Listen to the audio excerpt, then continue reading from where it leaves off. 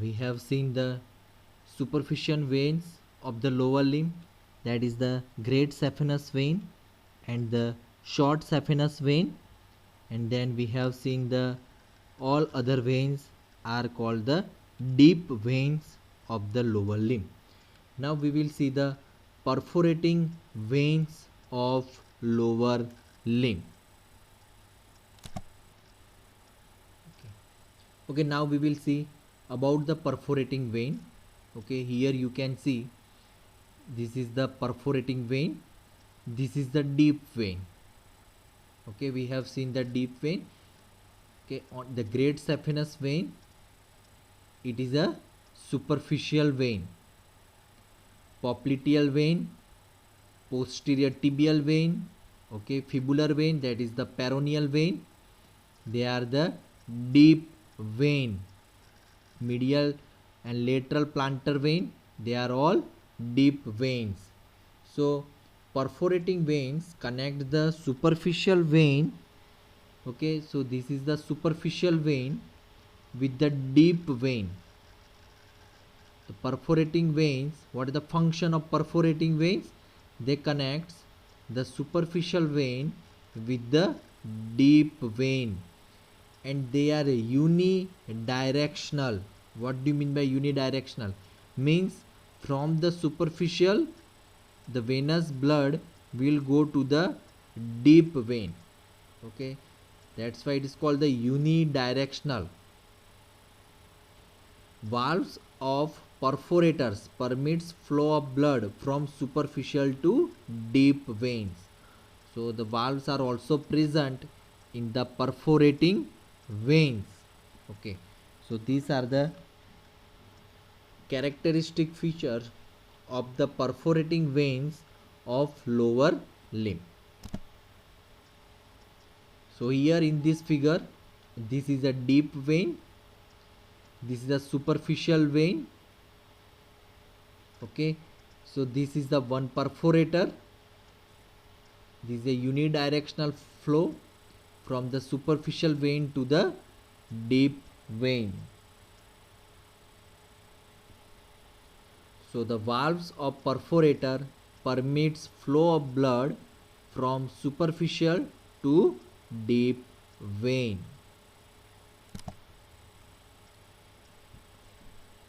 Okay, so here one perforator along the small saphenous vein.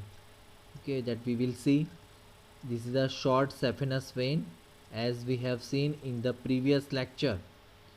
Okay, this is a short saphenous vein, how it goes, and it passes to the deep fascia and joins the popliteal vein. 5 perforators are present along the great or long saphenous vein, and it joins the femoral vein. Okay, so these are all the perforator. Likewise here, this is a long saphenous vein. Okay, in these there are the so many perforators, and it will drain into the femoral vein. We will see all the perforator in detail. So what are the types of perforating veins of lower limb? So here one is the indirect perforating vein and another is a direct perforating vein. What is the indirect perforating vein? So here you can see this is a deep vein and this is a superficial vein. So indirect perforating vein connects the superficial vein with the deep vein through the muscular vein. Okay, these are the muscular vein. Okay, the muscle with the venous plexus. Okay, so this is the indirect perforator. Okay, here you can see these are the venous plexus. Okay, through the muscular vein. Okay, so here this is a superficial vein and this is the deep vein, and these are the indirect perforator. So indirect perforating vein connects the superficial vein with the deep vein through muscular vein. Okay, the direct perforating vein, this direct perforating vein is directly connect to the deep vein through a direct perforator. Okay, you can see the clear cut difference between the indirect perforating vein and the direct perforating vein. So direct perforating vein connects superficial vein directly with the deep vein. Okay, so great and small saphenous vein are large and direct perforators. Okay, so now what is indirect perforating vein and what is direct perforating vein? Other types, that is of small direct perforating veins.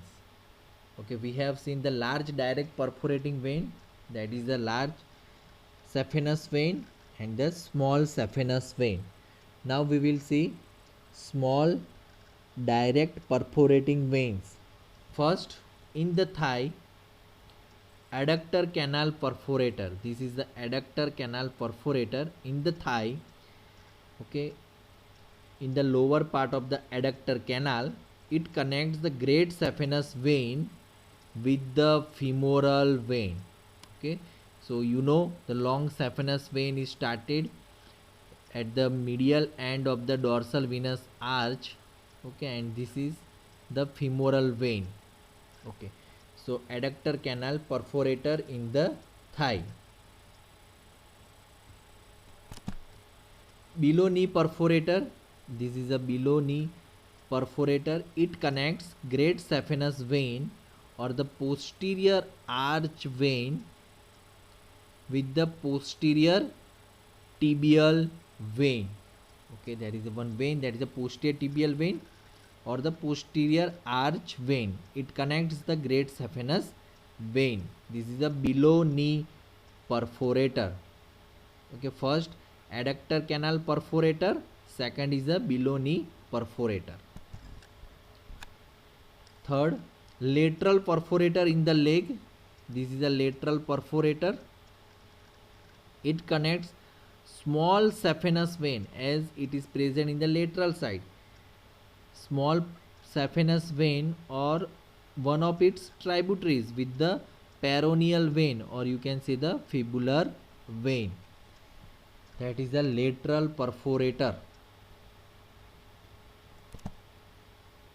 And there is a 3 medial perforator. Okay, here medially 3 perforator connects posterior arch vein with the posterior tibial vein. First, upper medial perforator, where it lies at the junction of middle and lower third of leg. Middle lies above the medial malleolus and lower medial perforator lies postero-inferior to the medial malleolus. So these are the perforator. It connects posterior arch vein with the posterior tibial vein. Okay, so here this is a posterior arch vein. Okay, it connects with the posterior tibial vein. So these are all the perforators, small and direct perforators. Okay, so one is a adductor canal perforator in the thigh, one is a below knee perforator in the leg, there is one lateral perforator and 3 medial perforator, upper medial, middle medial and lower medial perforator. Okay, now we will see the applied anatomy of veins of lower limb.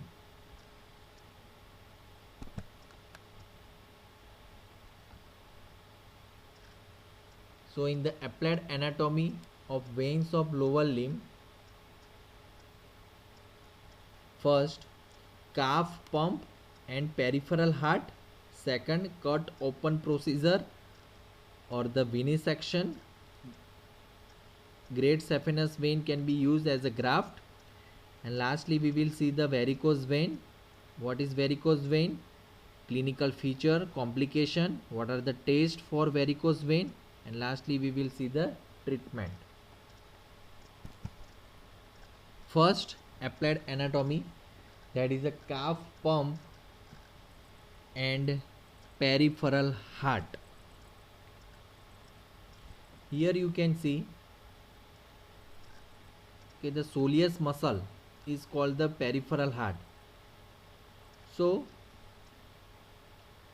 in the venous return, this muscle, okay, soleus muscle or the calf muscle helps the veins to venous drainage, okay, towards the heart. Okay, that's why it is called the muscle pump or the peripheral heart. Soleus muscle is called the peripheral heart. So when we are in standing position, due to the contraction of the calf muscle, venous return is very rapid due to the contraction of this calf muscle. Okay, for the same reason, the soleus muscle is called the peripheral heart. Okay, so you know the valves are present, and due to the contraction of this muscle, the venous drainage become rapid in the upright position. Second applied anatomy, cut open procedure or the venesection. What is it? So here this is the medial malleolus. We are opening the long saphenous vein.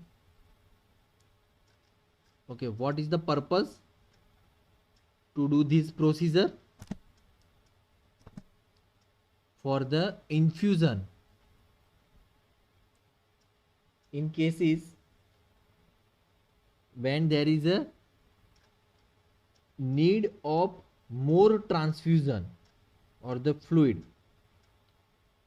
or in non availability of any other veins or collapsing of other veins. Okay, and also we are used for the transfusion of the blood and the fluids. In patient of the burns, the patients of the burns, we are doing the venesection of the long saphenous vein, but we have to take care of the saphenous nerve, okay, which is nearer to the great saphenous vein. This is about the venesection. Okay, cut open procedure to open the great saphenous vein. Okay, the meaning of venesection is to open the vein. Okay, so here we are opening the long saphenous vein near the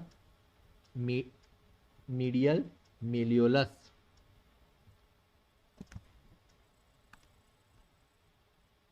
Long saphenous vein can be used as a graft. So here you can see this is a saphenous vein. We can use to bypass the blocked coronary artery. Okay, this is a saphenous vein. Okay, we are bypassing this block. So we are using the long saphenous vein as a graft.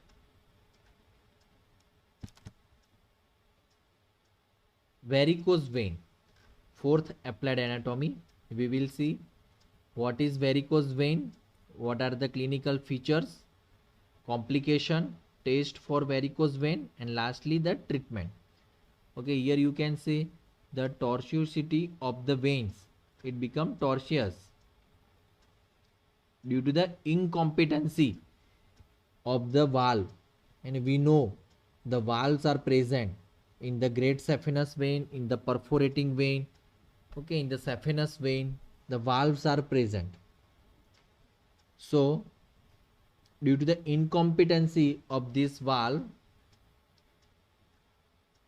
the condition that develops the venous return is not possible, and there will be a swelling of the vein and looks tortuous, and we call it the varicose vein. Okay, here you can see this is a great saphenous vein. This is a valve. In the proximal part, the valves are more in number. In the great saphenous vein, there are around 15 to 20 valves are present. What is the function of the valve? So it prevents the backflow of the venous return. This is a normal vein. Okay, if there is an incompetency of the valve, and if the valve is not functioning, then the venous drainage is not possible. Okay, then what happened? There will be a reflux of the venous blood. Okay, due to the incompetency of the valve, and the veins become large, enlarge, and become tortuous, and we call it varicose vein. Okay, so this is called the varicose vein due to the incompetency of the valve. What are the clinical features? Okay, so here you can see this is a saphenous vein. Okay, this is a deep vein. What happened? Normally what happened? Blood should go from superficial vein to deep vein, but because of incompetency of the valves and the perforator, the venous blood is not go in the forward direction, and there will be a venous return in opposite direction. So there will be a swelling, and we call it the varicose vein. Okay, and there will be a swelling. You can see the enlarged tortuous vein in the lower limb. Okay, those person who are standing, okay, much more are likely to develop the varicose vein. Okay, complication. What happens if it is not treated? Then what happen? By the time the enlarged vein, okay, this enlarged vein become defective, and then there will be a ulcer will form over the area of the tortuous vein. Okay, so that is about the complication of the varicose vein. Okay, there are the several tests for the varicose vein. First is a Trendelenburg test. Only the superficial and perforating vein are tested. Second is a Perthes test to test the deep vein, and another is a Schwartz test. Okay, one by one we will see the all the test. Okay, first Trendelenburg test to test the varicose vein. Okay, first this Trendelenburg test we are describing is for the superficial vein. So you know, this is a great saphenous vein, this is a femoral vein, this is a saphenofemoral junction. What happens in a patient of the varicose vein? Patient is lie down, and then all the bloods, that is venous blood, is emptied out.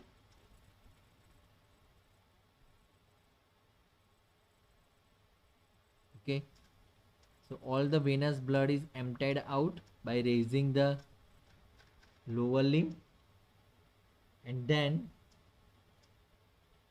Now the pressure is applied at this saphenofemoral junction. We have to apply the pressure in the saphenofemoral junction. Okay, after doing this procedure, then patient is asked to walk, okay, quickly, okay. For to test the superficial vein, we have given the pressure over the saphenofemoral junction. Now the pressure is to release, and now we have to release this pressure. Then what happens? We have given the pressure at the saphenofemoral junction. Now we have to release this pressure. Now what happens if when we will release this pressure from the saphenofemoral junction, then if there is an incompetency of the wall in the superficial vein, then the vein will fill up from the above, okay, and there will be a tortuosity. This is the to test the superficial vein. Same test at this time we have to test the perforating vein. Now we have given the pressure at the saphenofemoral junction, but we don't have to release it, okay, but maintain for about a minute. For a minute we have to give pressure at the saphenofemoral junction, okay. Now there will be a gradual filling of the perforating vein, okay. There will be a gradual filling of the varicose vein, okay. If there will be a varicose vein, then there will be a gradual filling of the varicose vein.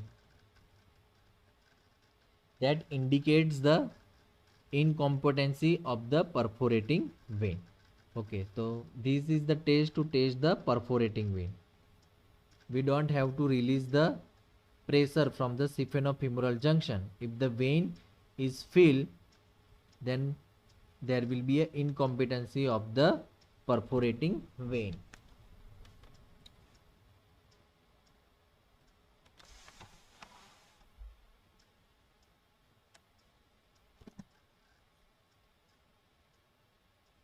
So here you can see, if the pressure is, we have maintained the pressure for a minute at the saphenofemoral junction, although the veins, the varicose vein is filled. So this test is for the perforating vein. This is a Trendelenburg test.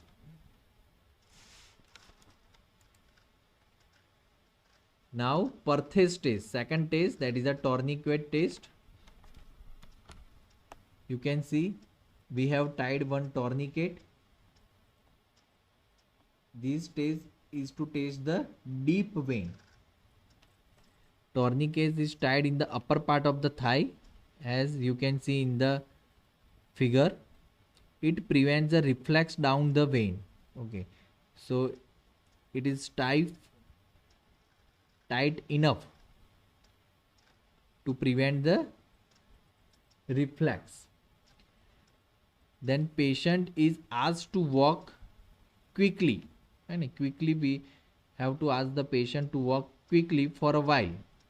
Then we have to see varicose vein shrink, okay. Here you can see the varicose vein, okay, become more distended if the perforating and the deep are blocked, and varicose vein shrinks if perforating and deep veins are normal. This is a Perthes or the tourniquet test.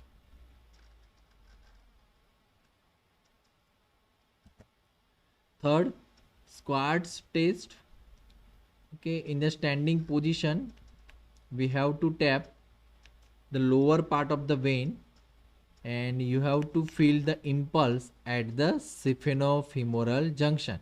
If there is a varicose vein, then you can feel the impulse at the saphenofemoral junction, and it is called the Schwartz test.